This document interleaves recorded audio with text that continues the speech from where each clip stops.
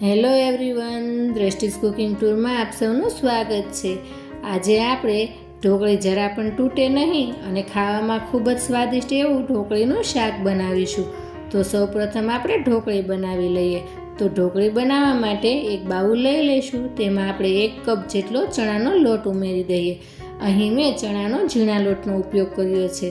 ત્યારબાદ અડધી ચમચી જેટલો હળદર પાવડર, અડધી ચમચી હિંગ અને 1 ચમચી લાલ મરચું પાવડર ઉમેરી દઈશું. અને સાથે આપણે 1 ચમચી જેટલા અજમા અને સ્વાદ પ્રમાણે મીઠું ઉમેરી દઈએ અને 1 ચમચી જેટલું તેલ ઉમેરી દઈશું. જો તમે મારી ચેનલમાં નવા આવ્યા હો અને તમને મારી રેસિપી ગમી હોય ને તો મારી ચેનલને સબસ્ક્રાઈબ કરવાનું ના ભૂલશો અને સાથે રહેલ બેલ આઇકનમાં જઈને ઓલનું બટન જરૂરથી દબાવજો, જેથી કરીને તમને મારી રેસિપીના નવા વિડીયોની નોટિફિકેશન મળતી રહે.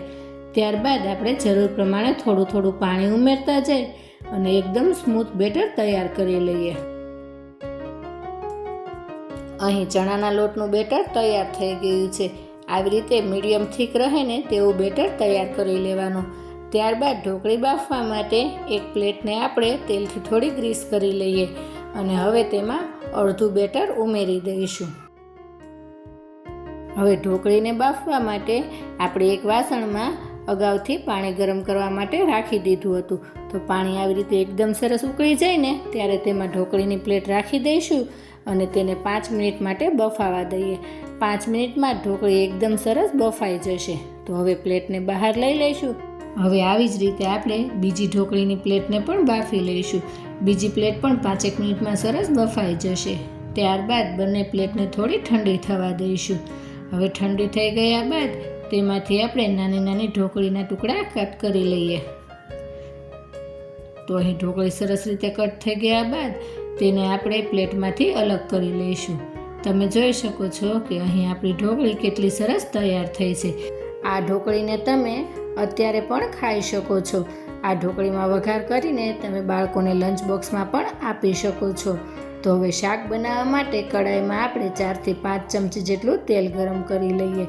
તેલ ગરમ થાય એટલે આપણે તેમાં અડધી ચમચી મેથી, અડધી ચમચી રાઈ અને અડધી ચમચી આખું જીરું ઉમેરી દઈશું. અને રાઈ અને જીરું સરસ તતળી જાય ને ત્યારબાદ તેમાં સૂકા લાલ મરચાં અને 1 ચમચી જેટલા સફેદ તલ ઉમેરી દઈએ. તલ પણ એકદમ સરસ ફૂટી જાય ને ત્યારબાદ તેમાં આપણે 2 ચમચી જેટલું સમારેલું સૂકું લસણ, 2 ચમચી સમારેલા લીલા મરચાં અને 8 થી 10 મીઠા લીમડાના પાન ઉમેરી દઈએ. અને હવે વઘારમાં અડધી ચમચી જેટલી હિંગ ઉમેરીને વઘારને તૈયાર કરી લઈએ.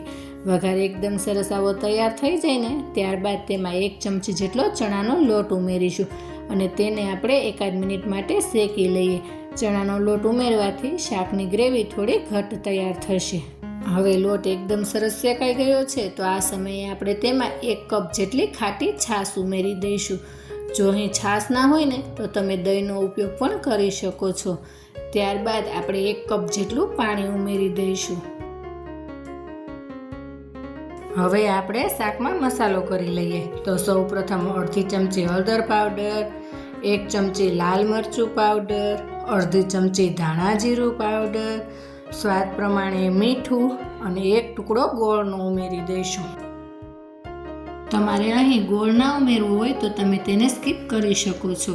હવે બધું જ બરાબર મિક્સ કરી દઈએ અને ગ્રેવીને આપણે 4 થી 5 મિનિટ માટે ઉકળવા દઈશું.